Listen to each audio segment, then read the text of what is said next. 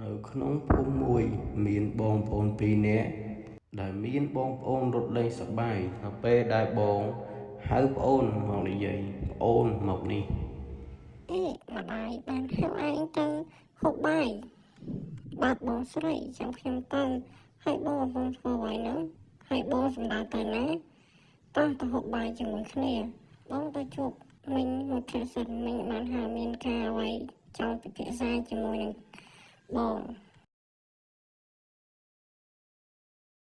នៅពេលដែលសុខាតាមមកដល់ផ្ទះអ្នកមីងហើយក៏បានឃើញអ្នកមីងចូលចាំនៅមុខផ្ទះដូចជាមានរឿងអ្វីចង់ពិភាក្សាជាមួយអញ្ចឹងបានសួរថាតើមិញចង់ជួបខ្ញុំមានការអ្វីមែនទេតើមិញមានអ្វីចង់ពិភាក្សាជាមួយខ្ញុំតើហៅខ្ញុំមកឆាប់បែបនេះ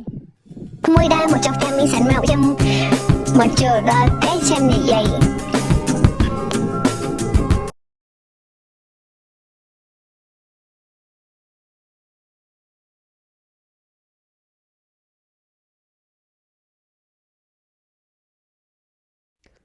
មួយមកអង្គុយលេងនៅលើក្រេសិនមកចាំពេលពូអីមកចាំនិយាយចាមិញអង្គុយលេងសិនទៅចាំពូមកចាំនិយាយក៏បានខ្ញុំមិនប្រញាប់ទេខ្ញុំបានឲ្យបងខ្ញុំទៅផ្ទះហើយមិញមានអ្វីមានការអ្វីដែរដែលចង់ពិភាក្សាជាមួយនឹងខ្ញុំមិញមិនមានរឿងអ្វីនិយាយច្រើនជាមួយនឹងឯងនោះទេប៉ុន្តែចាំពូមកសិនបាទដឹងថារឿងអ្វីពូមិញបានពិភាក្សាជាមួយពូឯងយប់មិញហើយថាចង់និយាយរឿងអ្វីប្រាប់ឯងខ្លះ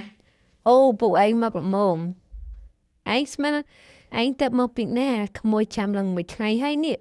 អង្គុយសម្រាប់សិនទៅចាំបាត់ហត់ចាំនិយាយជាមួយក្មួយមកដល់យូរហើយតើពូចង់មានការអ្វីនិយាយមកខ្ញុំដែរពូនិយាយសិនមកខ្ញុំទៅញ៉ាំទៅផ្ទះ